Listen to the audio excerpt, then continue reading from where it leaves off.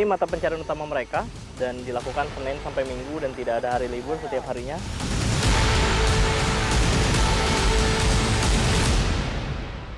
Sampai benar-benar kering untuk dijadikan terasi nantinya.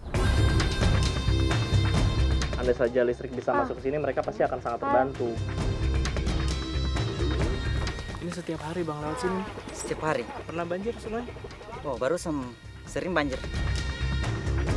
Kita syukur-syukur ini tidak hujan, seandainya hujan ini tidak bisa ditembus.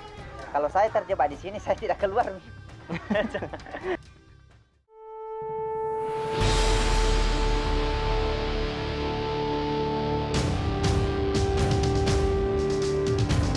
Perjalanan tim Indonesiaku kali ini bergerak sejauh 185 km dari ibu kota Provinsi Sulawesi Selatan menuju Kabupaten Pinrang. Garis pantai di wilayah Kabupaten Pinrang cukup luas, membentang sepanjang 93 km. Sangat potensial bagi sektor perikanan dan kelautan. Tentu saja, profesi masyarakat yang bermukim di sekitarnya mayoritas adalah nelayan. Salah satu permukiman nelayan di wilayah Kecamatan Duampanua adalah Dusun Tanroe. Dari 15 desa dan 25 dusun yang ada, Dusun Tanroe termasuk daerah tertinggal dan miskin, luput dari perhatian pemerintah daerah setempat. Bersama Habil dan Dedi, anak-anak Pak Nasir, saya akan ikut melaut. Melaut menjadi kegiatan rutin anak-anak di Dusun Tanroe karena sekolah belum menjadi prioritas utama mereka. Apalagi tenaga pengajar kerap tak datang karena berbagai masalah.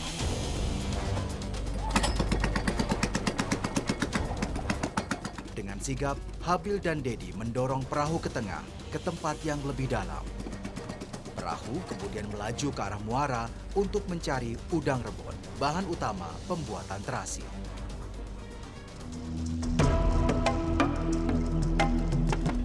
Ya, menangkap udang rebon memang menjadi mata pencaharian warga Dusun Tanroe. Penghasilan mereka bergantung pada musim laut. Selama 6 bulan dalam setahun, nelayan Tanroe tak bisa melaut. Alhasil, hanya 6 bulan saja mereka bisa aktif mencari penghasilan. Itu pun hasilnya tak mencukupi. Per orang rata-rata hanya mendapat uang sekitar Rp256.000 per bulan. Persis berada di garis kemiskinan, seperti yang telah ditetapkan oleh Badan Pusat Statistik Kabupaten Pinrang di tahun 2017. Sejak kecil, Habil dan Dedi sudah diajak melaut ayahnya. Sama seperti anak-anak Dusun Tanroe lainnya, mereka sudah terbiasa dihempas gelombang dan angin samudra. Perahu yang kami tumpangi berlayar melintasi Laut Pinrang menuju lokasi yang banyak udang rebonnya tak begitu jauh dari pantai. Berada di daerah muara sungai berkedalaman 5-10 meter. Perahu lalu diarahkan menuju perahu yang lebih besar, tempat peralatan menjaring udang rebon berada. Kegiatan menjaring udang rebon dilakukan berkelompok per keluarga. Saya akan ikut Habil sama Dedi sama Pak Nasir untuk ikut ke kapal sebelah. Kita akan mencari udang di sini karena lokasi di sini dan membutuhkan kapal yang lebih besar. Kita akan pindah kapal besar. Habil dan Dedi bergabung dengan keluarganya di perahu besar. Mereka langsung menyiapkan jaring untuk menangkap udang rebon. Saya sebisa mungkin ikut membantu. Perahu besar kemudian bergerak berputar dalam radius 1 km, melepas jaring ke lokasi yang dianggap menjadi tempat udang rebon berkumpul. Habil dan Dedi membuat saya kagum. Meski usia muda, mereka tak mau berpangku tangan, ikut bekerja membantu orang tuanya melaut demi rupiah. Tak jauh dari lokasi kami mencari udang rebon, nampak sejumlah perahu yang melakukan aktivitas yang sama. Pantas saja, Kecamatan Duampanua dikenal sebagai penghasil udang rebon di Kabupaten Pinrang. Menurut data BPS Pinrang, dalam setahun bisa didapat 10.000 ton udang rebon dari kawasan laut Kecamatan Duampanua. luar biasa.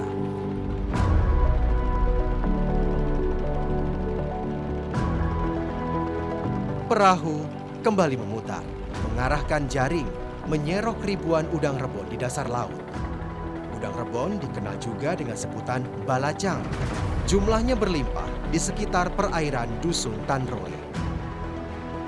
Dirasa mulai berat oleh balacang, jaring-jaring mulai diangkat. Jumlah balacang yang terjaring sangat banyak. Balacang lalu dikumpulkan untuk dibawa ke darat dengan perahu kecil.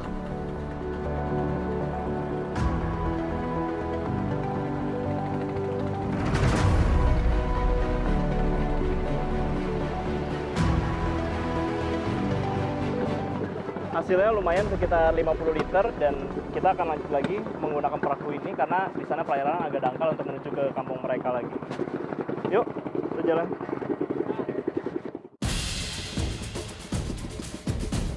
Kegiatan melaut Habil dan Dedi berakhir menjelang tengah hari.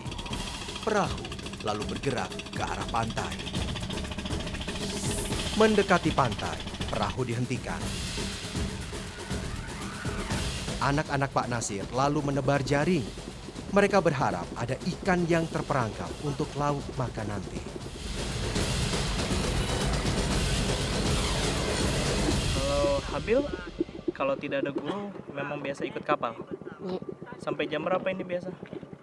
jam 1. Jam 1. Oh iya, sebentar lagi ya. Kebanyakan anak-anak Dusun Tanroe memang melaut ketika jam sekolah untuk membantu orang tuanya mencari penghidupan. Mereka seakan tak punya pilihan. Karena kemiskinan, satu-satunya cara bertahan hidup yang mereka tahu adalah dengan melaut. Tak seberapa lama, jaring diangkat. Hasilnya lumayan. Ada beberapa ikan yang terperangkap.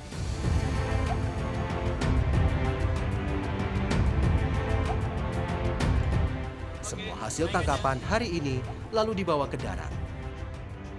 Kami pun menuju dusun.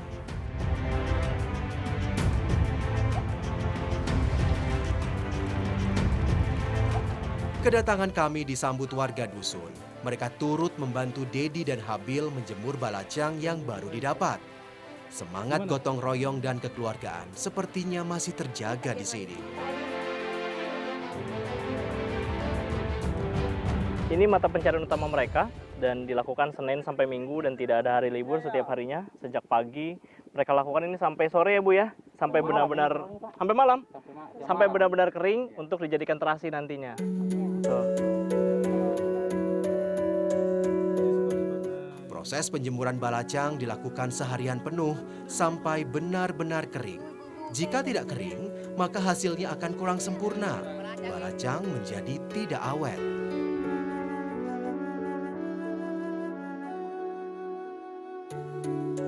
Sekitar 200 penduduk Dusun Tanroe tak memiliki keahlian lain selain melaut.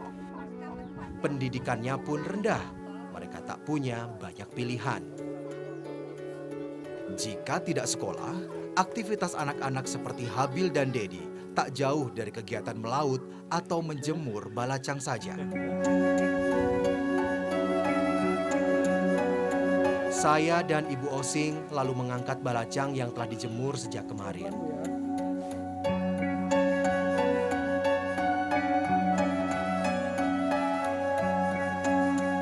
Balacang lalu ditumbuk sampai halus untuk dijemur kembali. Jika sudah kering, beri garam dan tumbuk kembali sampai berubah menjadi pasta yang halus dan liat.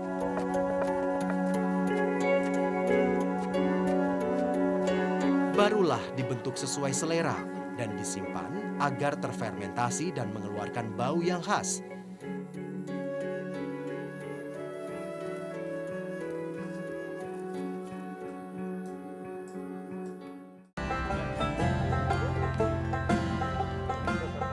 Usai membuat balacang, Ibu Osing sibuk menggoreng ikan tangkapan Habil dan Dedi untuk lauk makan malam kami. Lumayan, ada 7 ekor ikan belanak dan 1 ekor ikan cepat yang bisa dimakan. Sebentar saja, sajian makan malam siap untuk kami santap.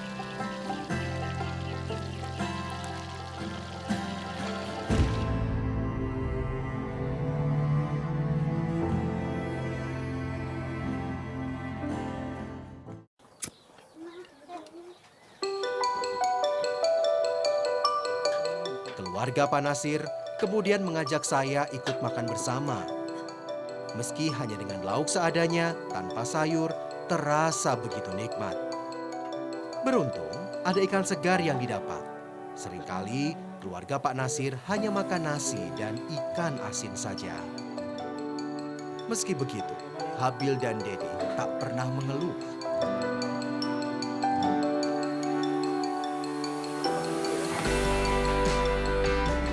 Setelah makan, Dedi dan Habil mengambil cahaya pelita dan berpindah ruangan. Dedi lalu membantu Habil mengerjakan pekerjaan rumah dari sekolah. Habil duduk di kelas 4 SD, sementara Dedi baru saja selesai ujian nasional. Rencananya, Dedi akan melanjutkan SMP ke kota kecamatan. Sungguh besar semangat mereka untuk mengenyam pendidikan. Sayangnya, mereka jauh dari fasilitas, terpinggirkan, hidup dalam keterbatasan. Dari 43 kakak yang ada di Dusun Tanroe, sebagian besarnya masih menggunakan pelita untuk cahaya di rumah mereka gitu. Terutama untuk anak-anak belajar ketika malam, mengerjakan pekerjaan rumah ataupun persiapan ulangan gitu. Andai saja listrik bisa masuk ke sini, mereka pasti akan sangat terbantu. Karena sebagian besar masyarakat di sini masih menggunakan cahaya senter untuk bisa membantu cahaya pelita yang mereka miliki. Sejak kecil, Dedi sudah terbiasa belajar dalam gelap. Ia tak pernah mengeluh, namun ia berharap suatu hari terang akan datang di Dusun Tanroe. Agar mereka bisa lebih giat belajar demi menggapai cita-citanya. Kalau malam-malam apa lagi kegiatannya biasa? Suka apa? Menulis Menulis? Menulis apa? cerita. Menulis cerita?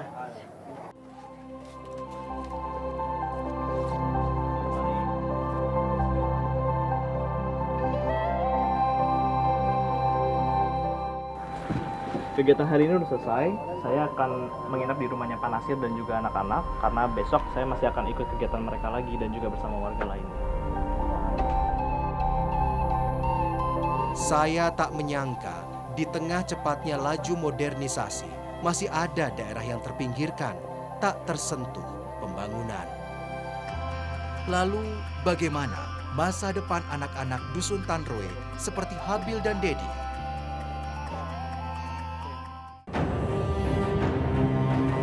Satu sumur ini digunakan oleh beberapa rumah sekaligus.